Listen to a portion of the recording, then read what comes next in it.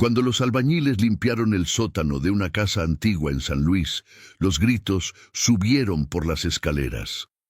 No eran gritos del presente, sino ecos atrapados en las paredes de piedra húmeda, como si el concreto mismo guardara memoria de lo que había presenciado. El capataz, un hombre de manos encallecidas llamado Ramiro, dejó caer la pala cuando vio el primer hueso asomando entre los escombros. No era de animal, lo supo por el tamaño, por la forma, por esa certeza visceral que solo da el instinto de supervivencia. Llevaba 30 años en la construcción y había aprendido a reconocer cuando un lugar guardaba secretos que era mejor no desenterrar. Pero ya era tarde. Los demás trabajadores se acercaron, y en el silencio pesado de ese sótano que olía a humedad y a tierra removida, todos entendieron que acababan de abrir una tumba que alguien había querido mantener sellada para siempre. La casa pertenecía a la familia Mendoza, una de las más antiguas de San Luis Potosí. Don Alberto Mendoza había muerto 3 meses atrás, y sus herederos decidieron vender la propiedad sin imaginar lo que descubrirían los trabajadores contratados para las renovaciones. Ramiro salió del sótano con las piernas temblorosas y marcó al número de emergencias con dedos que apenas podían sostener el teléfono. La voz del operador sonaba distante, casi irreal, mientras él intentaba explicar lo que habían encontrado. Cuando llegó la policía, ya había una pequeña multitud afuera de la casa. Los vecinos salían de sus puertas, atraídos por las sirenas y por ese olfato colectivo que detecta la tragedia.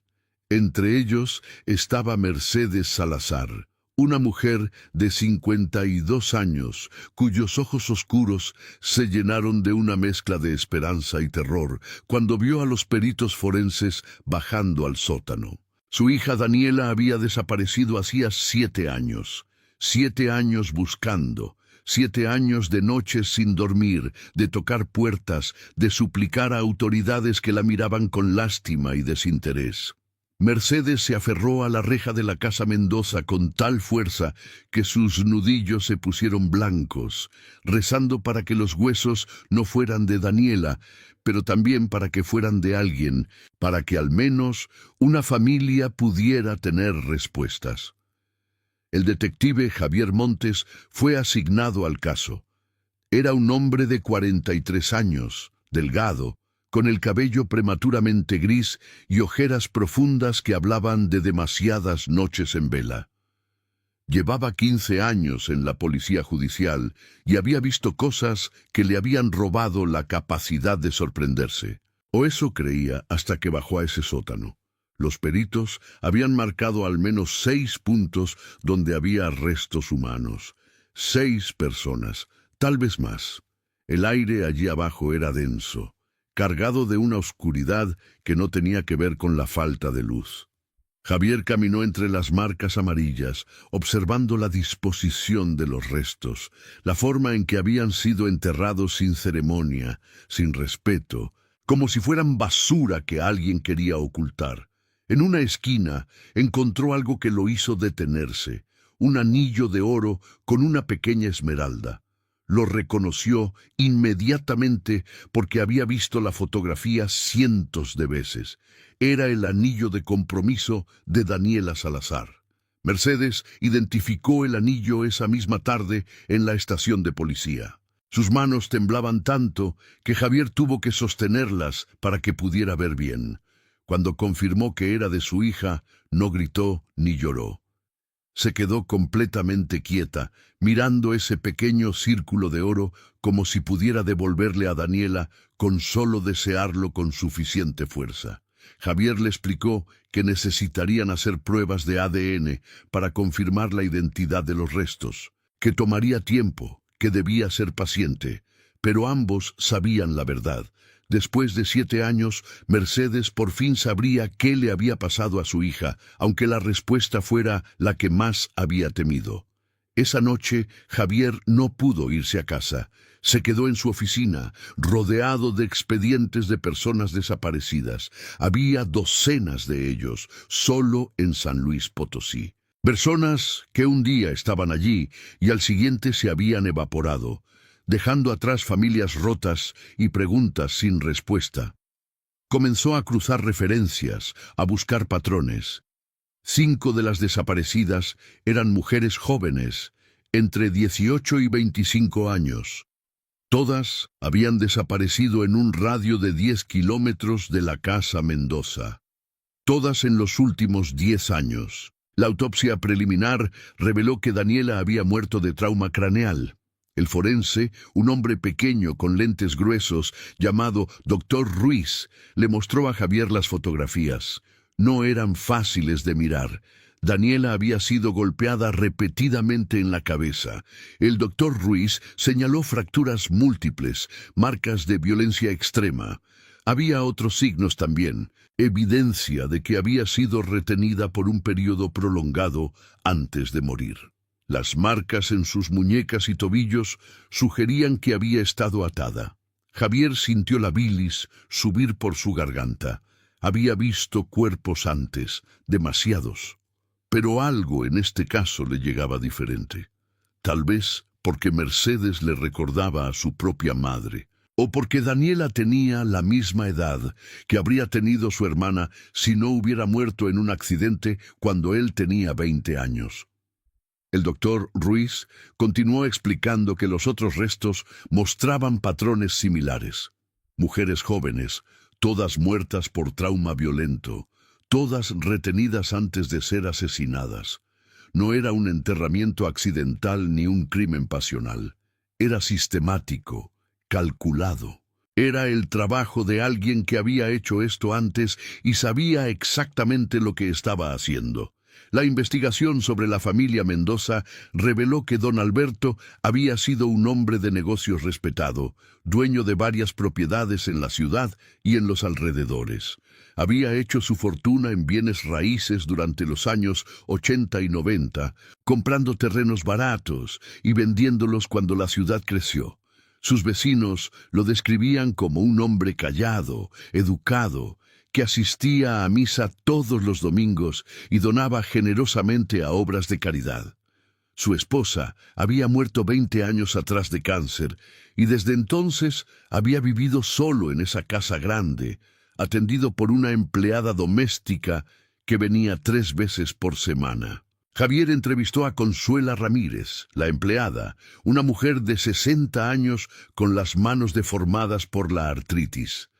Consuela insistía en que don Alberto era un buen hombre, generoso con ella, siempre amable. Pero cuando Javier le preguntó si alguna vez había bajado al sótano, algo cambió en sus ojos. Se quedó callada por un momento demasiado largo, mirando sus manos. Finalmente admitió que don Alberto le había prohibido específicamente bajar allí. Decía que era peligroso, que las escaleras estaban en mal estado. En 20 años de trabajar en esa casa, Consuela nunca había puesto un pie en el sótano. Los hijos de don Alberto, 2 hombres de mediana edad que vivían en Ciudad de México, parecían genuinamente horrorizados cuando Javier los entrevistó. Ninguno de ellos había vivido en San Luis por más de 20 años. Habían crecido en esa casa, pero se habían ido a la universidad y nunca regresaron, excepto para visitas ocasionales. Javier estudió sus rostros mientras hablaban, buscando señales de engaño, pero solo vio shock y confusión. El hijo mayor, Roberto, de 48 años, con traje caro y reloj de oro, le contó que su padre siempre había sido estricto pero justo, un hombre de principios. Nunca habían visto nada que sugiriera que pudiera ser capaz de algo así. Pero entonces Roberto mencionó algo que hizo que Javier se enderezara en su silla. Dijo que su padre tenía un socio de negocios, un hombre llamado Héctor Villarreal, con quien había trabajado por más de 30 años. Eran muy cercanos, prácticamente inseparables. Héctor visitaba la casa con frecuencia, tanto que los hijos lo consideraban casi como un tío. Javier anotó el nombre y le pidió a Roberto la dirección de Villarreal. Héctor Villarreal vivía en una mansión en las afueras de San Luis. rodeada de muros altos y cámaras de seguridad. Era un hombre de 75 años, delgado pero fuerte para su edad, con el cabello completamente blanco y ojos azules penetrantes. Cuando Javier llegó con una orden de cateo, Villarreal lo recibió con una calma que resultaba inquietante. No parecía sorprendido ni preocupado. Los invitó a pasar como si fueran huéspedes esperados, ofreciéndoles café mientras los policías registraban su casa. Javier lo observaba desde la sala, notando cómo sus manos no temblaban, cómo su voz permanecía firme. Era el comportamiento de alguien que sabía que no encontrarían nada, o de alguien que simplemente no le importaba. Durante 2 horas, los agentes revisaron cada habitación, cada armario. No encontraron nada incriminatorio, pero cuando estaban a punto de irse, el agente Carrillo, un hombre joven con instintos afilados, notó algo extraño en el estudio de Villarreal. Había una fotografía enmarcada en la pared, entre diplomas y premios. En ella aparecían Villarreal y don Alberto, más jóvenes, junto a otras 3 personas, 2 hombres y una mujer. Carrillo la señaló y le preguntó a Villarreal quiénes eran. Villarreal sonrió, una sonrisa fría que no llegaba a sus ojos, y dijo que eran viejos amigos de la universidad, amigos que habían perdido contacto hacía años. Javier llevó la fotografía a la estación y comenzó a investigar las identidades de las otras personas. La mujer era Rosa María Contreras, una abogada que había trabajado en la Fiscalía Estatal durante los años 90. Estaba retirada ahora. Vivía en Querétaro. Uno de los hombres era Ernesto Campos, un empresario que había hecho fortuna en la industria de la construcción. El otro era Felipe Ortega, quien había sido funcionario público en el gobierno estatal durante 20 años antes de retirarse. Javier sintió un escalofrío recorriendo su espalda. Todas estas personas tenían poder, influencia, conexiones. Comenzó a investigar los registros públicos, buscando cualquier conexión entre ellos y los casos de desapariciones. Lo que encontró lo dejó sin aliento. Durante el periodo en que las mujeres desaparecieron, Felipe Ortega había estado en el Departamento de Justicia Estatal. Tenía acceso a expedientes policiales, a investigaciones. Podría haber saboteado búsquedas, desviado investigaciones. Ernesto Campos había construido varias propiedades en la zona donde desaparecieron las víctimas. Propiedades que incluían sótanos, bodegas, lugares aislados donde alguien podría retener a una persona sin que nadie lo supiera. Mercedes Salazar no podía dormir. Los resultados de ADN confirmarían oficialmente en unos días lo que su corazón ya sabía, pero eso no hacía más fácil el peso de la certeza. Su apartamento, un pequeño espacio de 2 habitaciones en un edificio viejo del centro, estaba lleno de recuerdos de Daniela. Fotografías en cada superficie, ropa que Mercedes nunca había podido donar, el cuarto de Daniela exactamente como lo había dejado el día que desapareció.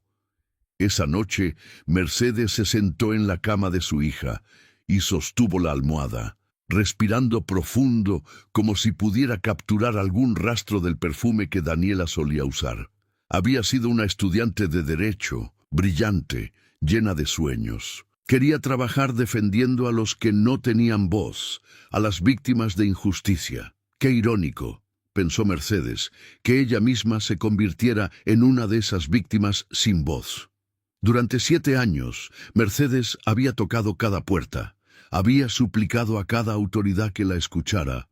La mayoría la ignoraba o le daba respuestas ensayadas sobre hacer lo posible, sobre recursos limitados. Algunos la miraban con una lástima que dolía más que la indiferencia. Solo el detective Montes parecía realmente importarle.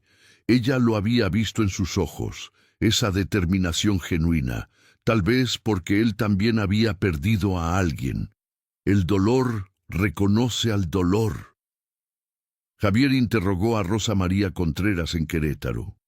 Era una mujer de 70 años, elegante incluso en su retiro, con el cabello blanco perfectamente peinado y una postura que hablaba de años de autoridad. Al principio fue cooperativa, respondiendo preguntas sobre su relación con Alberto Mendoza y Héctor Villarreal. Sí, habían sido amigos en la universidad. Sí, habían mantenido contacto a lo largo de los años. Pero cuando Javier le mostró las fotografías de las víctimas encontradas en el sótano, algo cambió en su expresión. Se puso pálida. Sus manos comenzaron a temblar ligeramente. Javier se inclinó hacia adelante observando cada microexpresión. Le preguntó si reconocía a alguna de las mujeres. Rosa María negó con la cabeza, pero su voz sonaba menos firme ahora. Javier le preguntó entonces sobre las reuniones que solían tener el grupo de amigos. Rosa María se tensó visiblemente. Dijo que eran solo cenas ocasionales, encuentros sociales, nada importante. Pero Javier había investigado. Había encontrado registros de propiedades que ese grupo había comprado juntos, inversiones compartidas, un nivel de asociación que iba mucho más allá de simples amistades de universidad. Le mostró los documentos y Rosa María guardó silencio. Finalmente, con voz apenas audible, dijo que necesitaba hablar con su abogado. El caso comenzó a filtrarse a la prensa. Los periódicos locales publicaron titulares sobre los cuerpos del sótano y la mansión del horror. Los noticieros nacionales comenzaron a cubrir la historia. Familias de otras personas desaparecidas empezaron a aparecer en la estación de policía, preguntando si sus seres queridos podrían estar entre las víctimas. Mercedes se encontró rodeada de otros que compartían su dolor. Una comunidad invisible de personas unidas por la ausencia y la búsqueda interminable. Formaron un grupo. Se reunían en el Parque Central cada tarde, sosteniendo fotografías de sus desaparecidos. Exigían justicia, exigían respuestas. Javier los veía desde la ventana de su oficina y sentía el peso de su responsabilidad. No eran solo casos para él.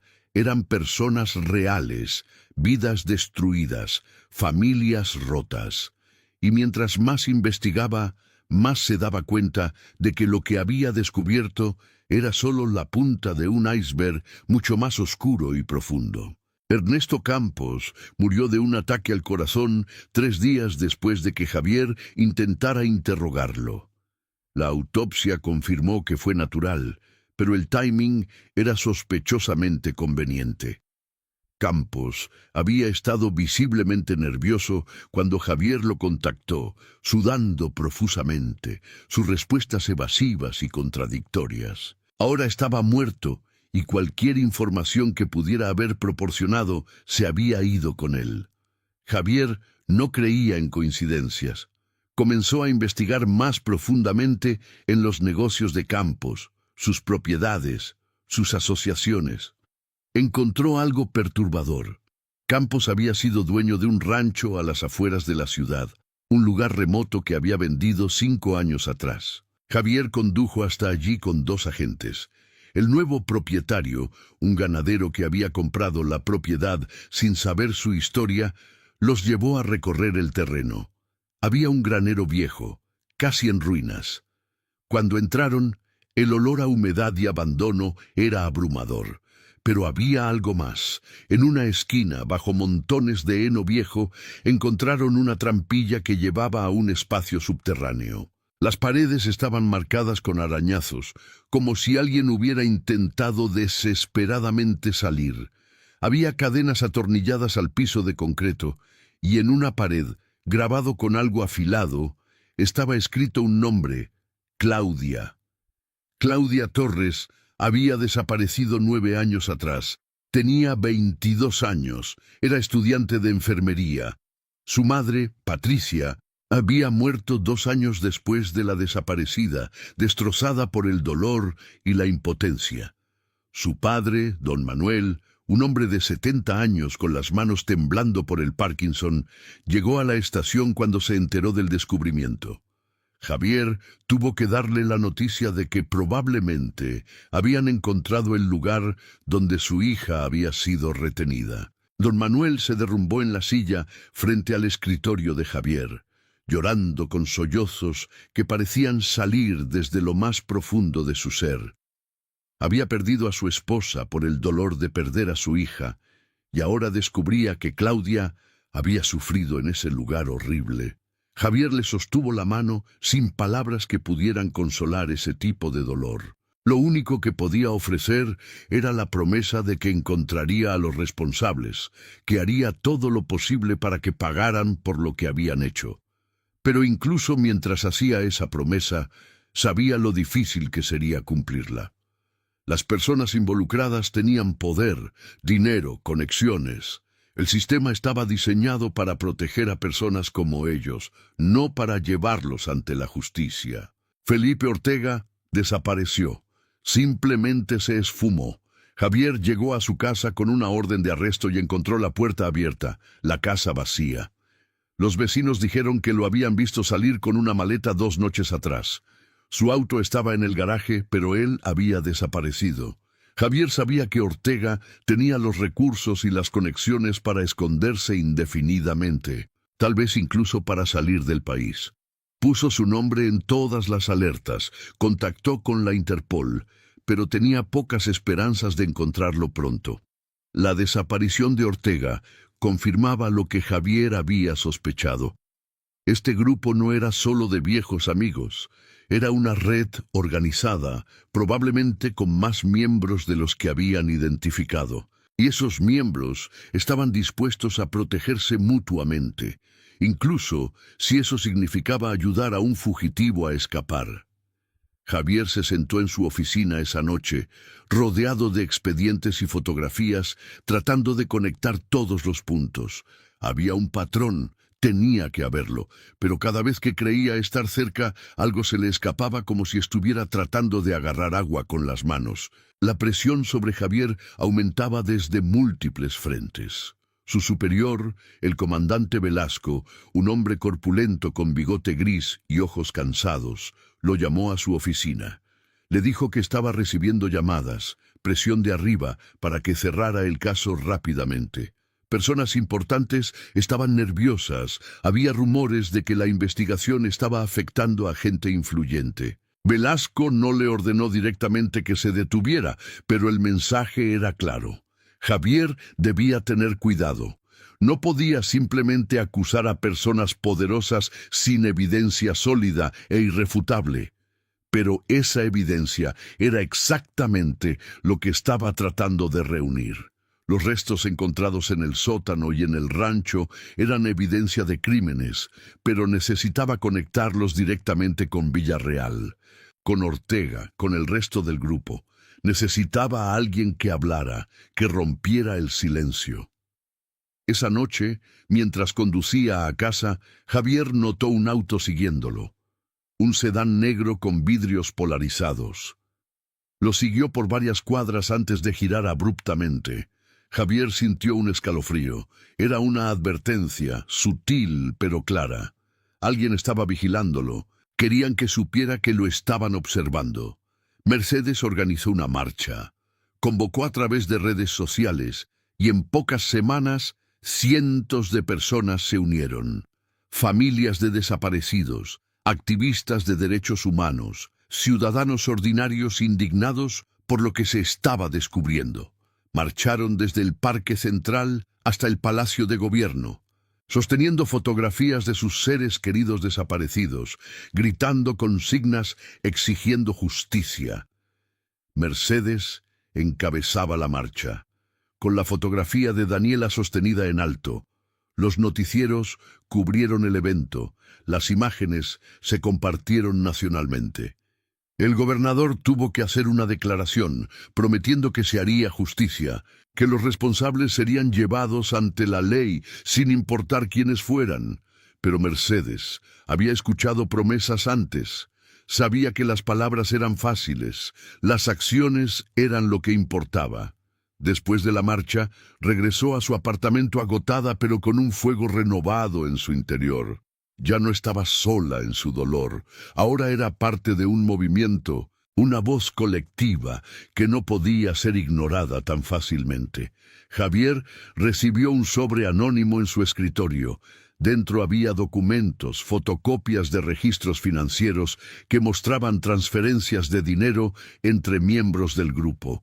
Grandes sumas, millones de pesos, moviéndose entre cuentas de Mendoza, Villarreal, Campos, Ortega y otros nombres que Javier no reconocía. Había también fotografías, viejas, tomadas en lo que parecía ser una fiesta privada. En ellas aparecían los miembros del grupo junto con funcionarios de gobierno, jueces, empresarios prominentes, todos sonriendo, brindando, celebrando algo. Javier estudió las fotografías durante horas, memorizando cada rostro. Algunas de esas personas todavía estaban en posiciones de poder. Esto explicaba mucho. Explicaba por qué las investigaciones sobre las desaparecidas nunca avanzaban. ¿Por qué los expedientes desaparecían? ¿Por qué las familias eran ignoradas? Había una red de protección, un muro de silencio sostenido por el poder y el dinero. Romper ese muro requeriría más que evidencia. Requeriría coraje y determinación frente a fuerzas que no dudarían en destruir a quien se interpusiera en su camino. Rosa María Contreras contactó a Javier. Quería hablar, pero en privado, en un lugar seguro. Se encontraron en un café en las afueras de Querétaro, un lugar tranquilo, donde difícilmente serían vistos. Rosa María se veía diferente. Había perdido esa compostura elegante que tenía antes. Parecía más pequeña, más frágil, como si el peso de lo que sabía la estuviera consumiendo desde adentro. Le dijo a Javier que había sido parte del grupo, sí, pero que nunca había sabido la verdadera naturaleza de lo que estaban haciendo. Habían sido amigos de universidad, habían hecho negocios juntos, habían socializado. Pero hace aproximadamente 15 años comenzó a notar cosas extrañas, reuniones de las que era excluida, conversaciones que terminaban abruptamente cuando ella entraba. Alberto y Héctor se volvieron más reservados, más cautelosos. Ella comenzó a sospechar que estaban involucrados en algo ilegal, tal vez tráfico de drogas o lavado de dinero.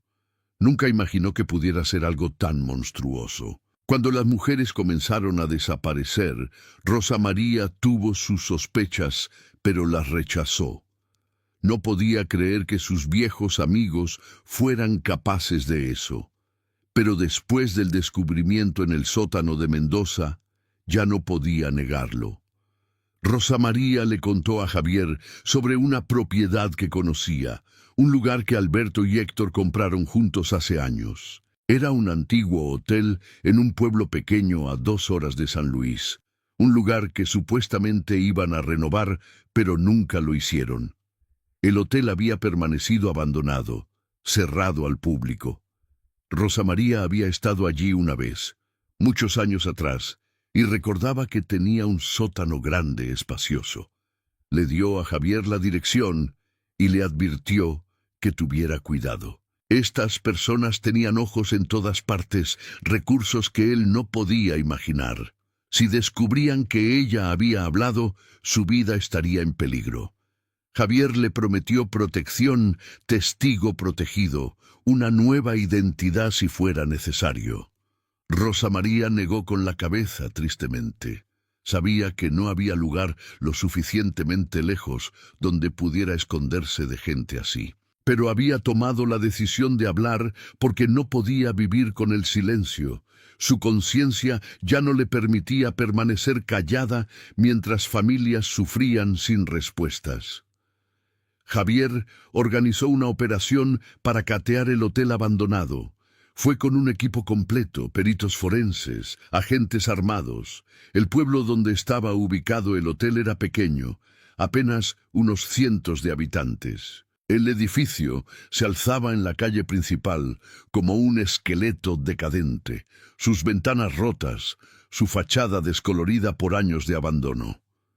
Los lugareños los observaban con curiosidad, mezclada con algo que parecía miedo. Una mujer mayor se acercó a Javier y le susurró que ese lugar estaba embrujado, que por las noches se escuchaban gritos. Javier le agradeció la información, pero no creía en fantasmas. Sabía que los gritos que la gente escuchaba eran reales, de personas reales que habían sufrido en ese lugar. Entraron al hotel con precaución. El interior estaba en ruinas, muebles podridos, paredes con moho, un olor penetrante a abandono. Encontraron la entrada al sótano detrás de lo que había sido la recepción. Las escaleras descendían a la oscuridad. Javier encendió su linterna y comenzó a bajar, su corazón latiendo fuerte en su pecho. El sótano del hotel era aún peor que el de la Casa Mendoza. Era más grande, más elaborado. Había habitaciones separadas, cada una con cerraduras pesadas en las puertas. En las paredes había manchas que parecían sangre, algunas viejas y descoloridas, otras relativamente recientes. Los peritos forenses comenzaron a documentar todo, a tomar muestras. En una de las habitaciones se encontraron más restos humanos, huesos mezclados con ropa deteriorada. En otra habitación había un colchón sucio, cadenas atornilladas a la pared, y en una esquina una pila de objetos personales. Carteras, identificaciones, joyas. Javier revisó las identificaciones con manos temblorosas. Eran de mujeres desaparecidas, no solo de San Luis, sino de ciudades vecinas. Había al menos 12 identificaciones diferentes, 12 vidas, 12 familias destrozadas. Sintió náuseas, pero se obligó a seguir documentando, a seguir buscando evidencia. Este lugar era una cámara de tortura, un matadero humano, y había operado durante años sin que nadie lo detuviera. Las noticias del descubrimiento en el hotel explotaron en los medios. Ya no era solo un caso local, era nacional. Los noticieros hablaban de una red de tráfico y asesinato que había operado durante décadas. Las redes sociales ardían con indignación, exigiendo que todos los involucrados fueran arrestados y juzgados. El presidente tuvo que hacer una declaración, prometiendo una investigación federal completa, pero para las familias de las víctimas, las declaraciones políticas significaban poco. Mercedes y los otros familiares organizaron plantones frente a las oficinas del gobierno, negándose a moverse hasta que hubiera arrestos reales. Javier trabajaba 20 horas al día, procesando evidencia, interrogando testigos, siguiendo cada pista. Tenía la evidencia de los crímenes, tenía los restos de las víctimas, tenía documentos que conectaban a los miembros del grupo. Lo que necesitaba ahora era un testigo vivo que pudiera declarar sobre las operaciones del grupo, alguien que pudiera proporcionar el testimonio que cerraría el caso de manera irrefutable. Héctor Villarreal fue arrestado. Javier llegó a su mansión al amanecer con una orden de arresto y un equipo completo. Villarreal no resistió. Se entregó con la misma calma inquietante que había mostrado antes, como si hubiera estado esperando este momento.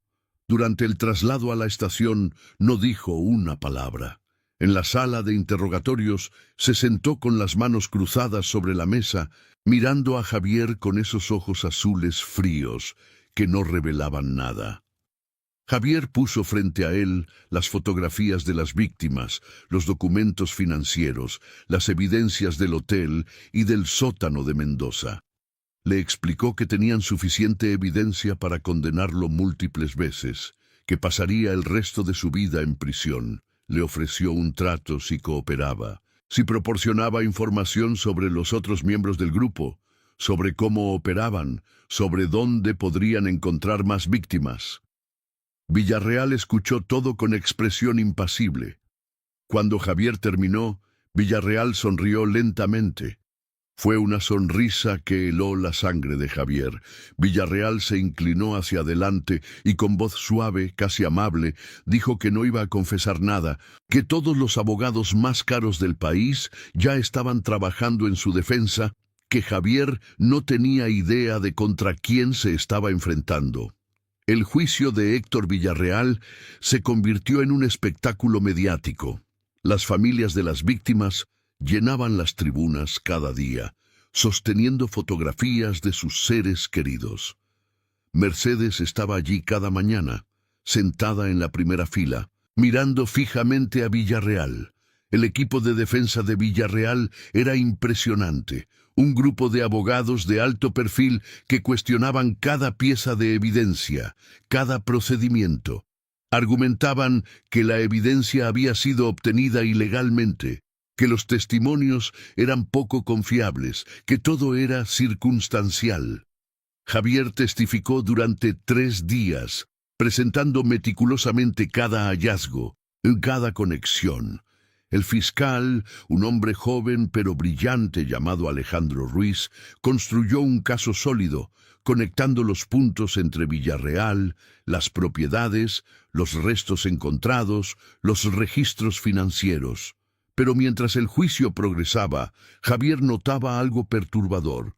Algunos de los jueces parecían estar evitando el contacto visual. Algunos testimonios clave de repente se retractaban o cambiaban sus declaraciones. La red de protección de Villarreal estaba funcionando incluso desde dentro del sistema judicial. Rosa María Contreras fue encontrada muerta en su casa de Querétaro. Oficialmente, la policía local lo clasificó como suicidio. Supuestamente se había ahorcado. Pero cuando Javier recibió la noticia, supo inmediatamente que era mentira. Rosa María había tenido miedo, sí, pero estaba determinada a testificar. Había sido su principal testigo, la única persona del grupo dispuesta a hablar. Ahora estaba muerta, convenientemente antes de que pudiera testificar en el juicio. Javier intentó que se realizara una investigación más profunda, pero se encontró con muros en cada dirección. La policía de Querétaro insistía en que era suicidio, caso cerrado. Javier sabía lo que había pasado. Rosa María había sido asesinada, silenciada para que no pudiera revelar más secretos. Era un mensaje claro para cualquiera que estuviera considerando hablar. El precio de romper el silencio era la muerte. El juicio continuó durante meses. Los medios seguían cada desarrollo, cada testimonio. Las familias esperaban, rezaban, exigían justicia. Mercedes había dejado su trabajo para dedicarse completamente a la búsqueda de justicia para Daniela y las otras víctimas. Había vendido joyas que su madre le había dejado, un pequeño anillo de oro con diamantes que era su única herencia, para cubrir gastos de abogados y manifestaciones. Su apartamento estaba casi vacío. Había vendido todo lo que tenía valor para financiar la lucha, pero no le importaba. El dinero, las posesiones materiales, nada de eso importaba comparado con la posibilidad de que Villarreal y los otros responsables pagaran por lo que habían hecho. Durante el juicio, Mercedes conoció a otras madres que compartían su dolor.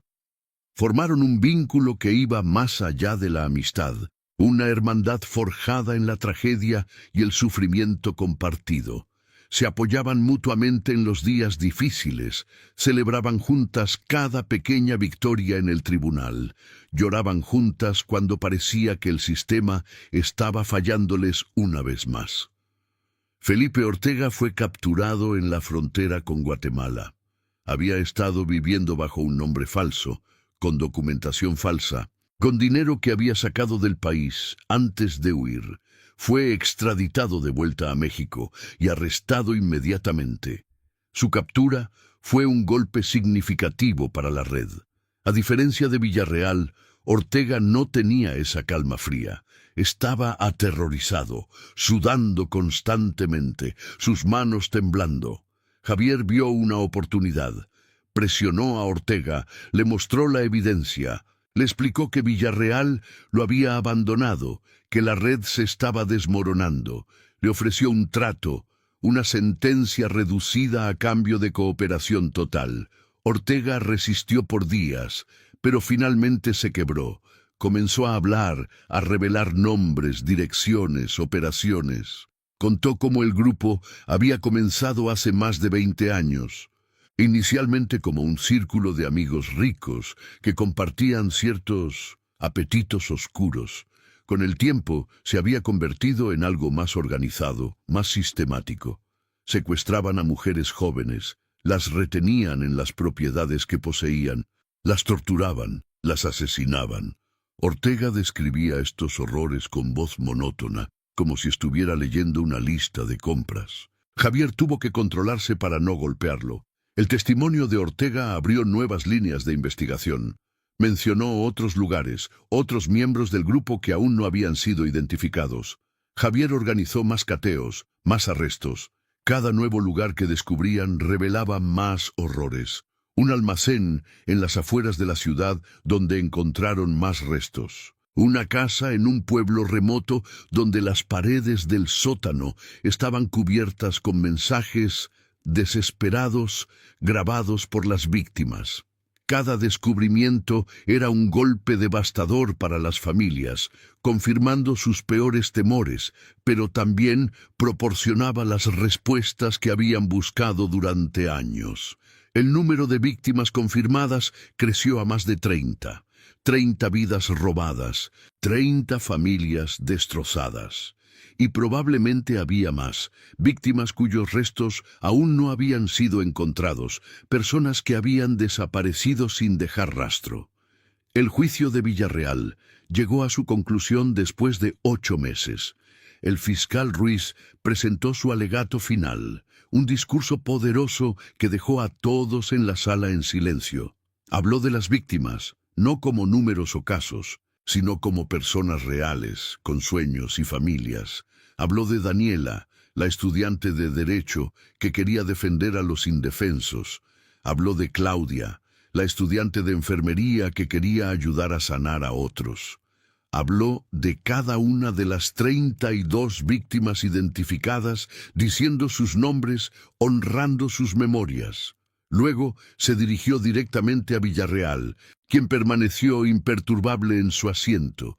Le dijo que podía esconderse detrás de sus abogados caros y sus conexiones, pero que la evidencia era irrefutable, que la verdad siempre encuentra la manera de salir a la luz, que las voces de las víctimas, aunque silenciadas por la violencia, todavía podían ser escuchadas a través de la evidencia, los testimonios, la determinación de quienes buscaban justicia. El veredicto llegó un martes lluvioso.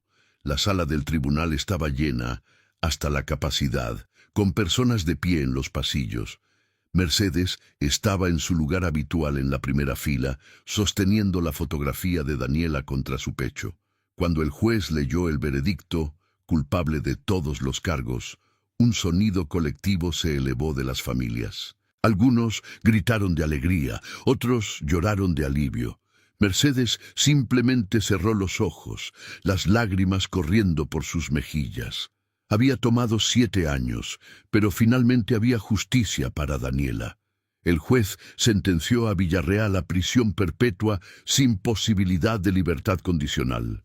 Villarreal escuchó la sentencia sin ninguna reacción visible, aunque Javier, que lo observaba atentamente, notó un ligero temblor en su mano derecha. Era la primera vez que veía una grieta en esa fachada de calma. Villarreal fue esposado y sacado de la sala mientras las familias aplaudían. Para ellos era el final de una pesadilla larga y oscura. Para Javier era solo el principio de algo más. Porque aunque Villarreal y Ortega habían sido condenados, la investigación había revelado algo que mantenía a Javier despierto por las noches. El grupo era más grande de lo que habían imaginado inicialmente. Los nombres que Ortega había proporcionado incluían a políticos de alto nivel, empresarios influyentes, incluso un juez federal. Algunos ya habían huido del país, otros se escondían detrás de sus abogados y su dinero. El sistema que Javier había confiado toda su vida, el sistema de justicia al que había dedicado 15 años, estaba podrido desde adentro. La red de protección que había permitido que estos crímenes continuaran durante décadas todavía existía, solo estaba herida, no destruida. Javier sabía que su lucha estaba lejos de terminar. Cada arresto generaría resistencia, cada investigación sería obstaculizada por aquellos que tenían mucho que perder si la verdad completa salía a la luz. Mercedes se convirtió en una activista de tiempo completo. Junto con otras madres de víctimas, fundó una organización dedicada a ayudar a familias de personas desaparecidas. Ofrecían apoyo emocional, asesoría legal, ayuda para navegar el sistema judicial que a menudo parecía diseñado para confundir y desalentar a quienes buscaban justicia. Mercedes daba charlas en universidades, en foros públicos, compartiendo la historia de Daniela, hablando sobre la importancia de no quedarse callado frente a la injusticia. Decía que la libertad no era solo la ausencia de cadenas físicas, sino también la libertad de vivir sin miedo, la libertad de buscar verdad sin ser silenciado, la libertad de exigir que aquellos en el poder rindan cuentas por sus acciones. Su voz, que había sido ignorada durante tantos años, ahora era escuchada. Los medios la entrevistaban, los políticos tenían que responder a sus preguntas. La sociedad civil se movilizaba alrededor de las causas que ella defendía. Javier continuó investigando. Siguió cada pista que Ortega le había dado. Documentó cada conexión. Construyó casos contra los otros miembros del grupo. Era un trabajo peligroso. Recibía amenazas regularmente. Su auto había sido vandalizado 2 veces y el sedán negro que lo había seguido meses atrás aparecía ocasionalmente, siempre manteniéndose a distancia, pero asegurándose de que él supiera que estaba allí. Su superior, el comandante Velasco, le advirtió múltiples veces que estaba yendo demasiado lejos, que estaba haciendo enemigos poderosos. Pero Javier no podía detenerse. Cada vez que pensaba en rendirse, recordaba las caras de las víctimas, recordaba a Mercedes sosteniendo la fotografía de Daniela, recordaba los mensajes desesperados grabados en las paredes de los sótanos, donde esas mujeres habían pasado sus últimos momentos. No podía dejarlas sin justicia, no podía permitir que sus muertes fueran en vano. 1 año después del veredicto de Villarreal, Javier había logrado arrestar a 3 miembros más del grupo. 2 de ellos también fueron condenados a prisión perpetua. El tercero murió en prisión antes del juicio, oficialmente de causas naturales, aunque Javier sospechaba que había sido silenciado por aquellos que temían que pudiera revelar más secretos. Pero aún quedaban miembros del grupo libres, protegidos por su riqueza y sus conexiones. Uno de ellos, un empresario llamado Ricardo Sandoval, vivía abiertamente en una mansión en Monterrey, rodeado de guardaespaldas y abogados. Javier había construido un caso sólido contra él, pero cada vez que intentaba obtener una orden de arresto, era bloqueado por jueces que citaban tecnicismos legales o falta de evidencia suficiente. Era frustrante, desmoralizador, pero Javier no se rendía. Sabía que eventualmente la paciencia y la persistencia darían frutos.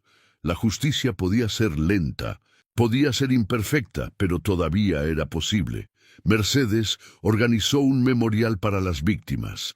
En el Parque Central de San Luis Potosí instalaron 32 placas, una por cada víctima identificada.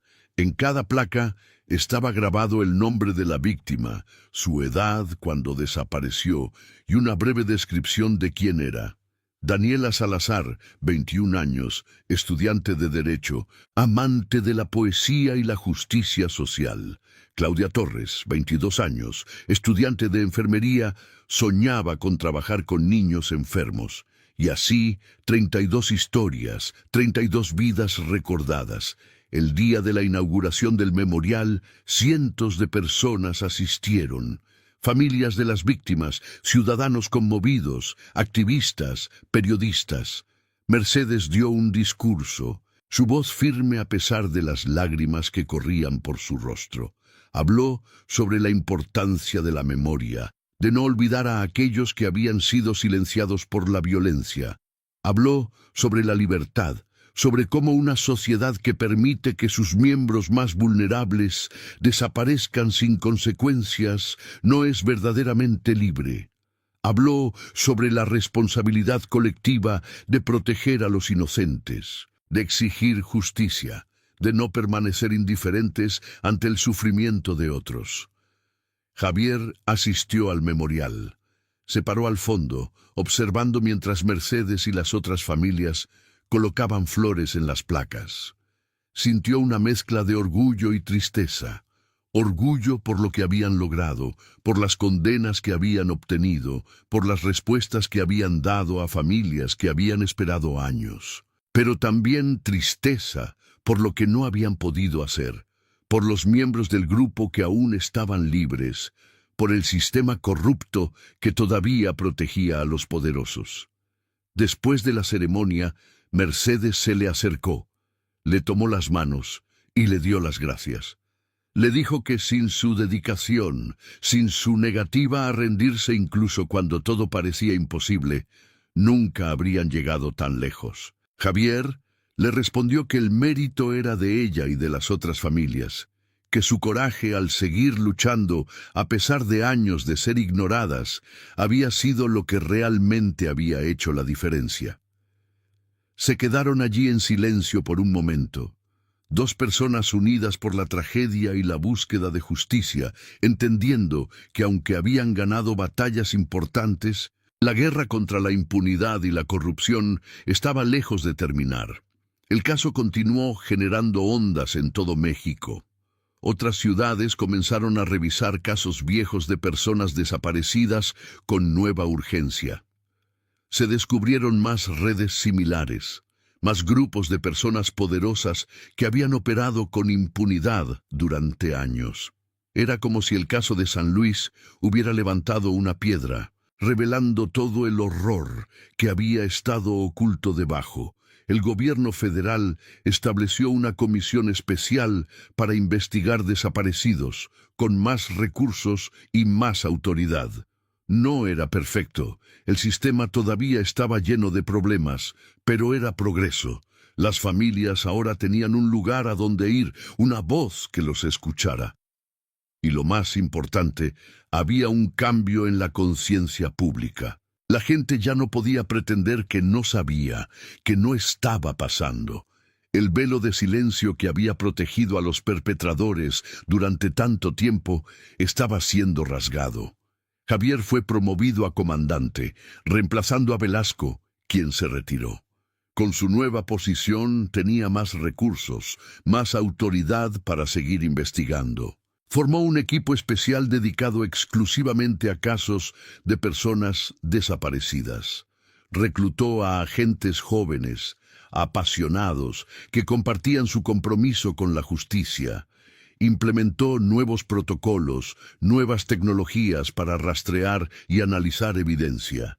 Pero más importante que todo eso, creó una cultura dentro de su departamento donde cada caso, cada persona desaparecida era tratada con la urgencia y el respeto que merecía. No más expedientes acumulándose en estantes, no más familias siendo ignoradas. Javier había aprendido de su experiencia con Mercedes y las otras familias. Había aprendido que detrás de cada caso había una persona real, una familia destrozada, y que su trabajo no era solo procesar evidencia, sino restaurar dignidad a aquellos que habían sido despojados de ella. Mercedes continuó su trabajo activista, expandiendo su organización a nivel nacional. Viajaba por todo el país, hablando con familias, organizando búsquedas, presionando a autoridades. Su pequeño apartamento en San Luis se había convertido en una especie de centro de comando, con archivos de casos cubriendo cada superficie, un teléfono que sonaba constantemente con llamadas de familias buscando ayuda. Había sacrificado todo, su trabajo, sus ahorros, su vida personal, pero había encontrado un propósito: Daniela había querido ser abogada para defender a los indefensos, para luchar contra la injusticia. Mercedes estaba llevando a cabo ese sueño de una manera diferente pero igualmente poderosa. Cada familia que ayudaba, cada caso que lograba resolver, sentía que estaba honrando la memoria de su hija. El dolor de perder a Daniela nunca desaparecería, pero había aprendido a canalizarlo en algo productivo, algo que podía ayudar a otros. 5 años después del descubrimiento en el sótano de la Casa Mendoza, la situación había cambiado significativamente, pero no completamente. 8 miembros del grupo habían sido condenados, incluyendo a Villarreal y Ortega. 3 habían muerto, 2 oficialmente por causas naturales y 1 en un accidente automovilístico que Javier sospechaba no era realmente un accidente. 4 permanecían libres, escondidos detrás de sus recursos y conexiones, pero viviendo con la constante amenaza de ser finalmente llevados ante la justicia. El número total de víctimas identificadas había crecido a 47, con evidencia que sugería que podría haber muchas más cuyos restos nunca serían encontrados. Era un número devastador, pero cada identificación significaba respuestas para una familia. Significaba que al menos podían tener un lugar donde llorar a sus seres queridos. Podían tener un cierre que habían buscado durante años. El memorial en el Parque Central se había expandido. Ahora había 47 placas y se agregaban más cuando se identificaban nuevas víctimas. Se había convertido en un lugar de peregrinación para familias de toda la región, un lugar donde podían venir a recordar, a llorar, a encontrar consuelo en la comunidad de otros que compartían su dolor. Cada aniversario del descubrimiento inicial, Mercedes organizaba una vigilia. Cientos de personas se reunían, encendían velas, guardaban un minuto de silencio. Era un recordatorio poderoso de que estas víctimas no habían sido olvidadas, que sus vidas importaban, que la lucha por justicia continuaba. Los medios cubrían el evento cada año, manteniéndolo en la conciencia pública, asegurando que la presión sobre aquellos que aún estaban libres no disminuyera. Javier nunca dejó de investigar. Incluso después de 5 años, seguía buscando evidencia contra los miembros restantes del grupo. Había aprendido a ser paciente, a construir casos meticulosamente, a no apresurarse. Sabía que solo tendría una oportunidad con estos hombres, que si intentaba arrestarlos sin evidencia suficiente, sus abogados los sacarían libres y sería casi imposible intentar nuevamente. Así que esperaba, recolectaba evidencia, buscaba el momento perfecto. Y mientras esperaba, ayudaba a otras familias, resolvía otros casos. Su departamento había aumentado significativamente el número de personas desaparecidas que lograban encontrar, vivas o muertas. No todos los casos terminaban bien, pero al menos las familias tenían respuestas. Y eso importaba. La historia de San Luis se convirtió en un símbolo a nivel nacional, un símbolo de cómo el poder y la riqueza podían corromper, pero también de cómo la determinación y el coraje podían eventualmente prevalecer. Se escribieron libros sobre el caso, se hicieron documentales, se dieron clases universitarias analizando tanto los crímenes como la investigación y el impacto social. Mercedes fue invitada a hablar en conferencias internacionales sobre derechos humanos, compartiendo su experiencia, ofreciendo esperanza a familias en otros países que enfrentaban situaciones similares. Su mensaje era siempre el mismo. La libertad requiere vigilancia constante. Una sociedad que permite que algunos de sus miembros operen por encima de la ley, que permite que los vulnerables sean victimizados sin consecuencias, no es verdaderamente libre. La libertad no es solo la ausencia de tiranía, sino la presencia de justicia, la capacidad de cada persona de vivir sin miedo, de buscar verdad sin ser silenciada. En el 6º aniversario del descubrimiento, Javier finalmente tuvo suficiente evidencia para arrestar a Ricardo Sandoval. Había sido paciente, meticuloso, y finalmente había reunido un caso tan sólido que ningún juez podía negarlo. Sandoval fue arrestado en su mansión de Monterrey en una operación que involucró a docenas de agentes. No se fue tranquilamente como Villarreal.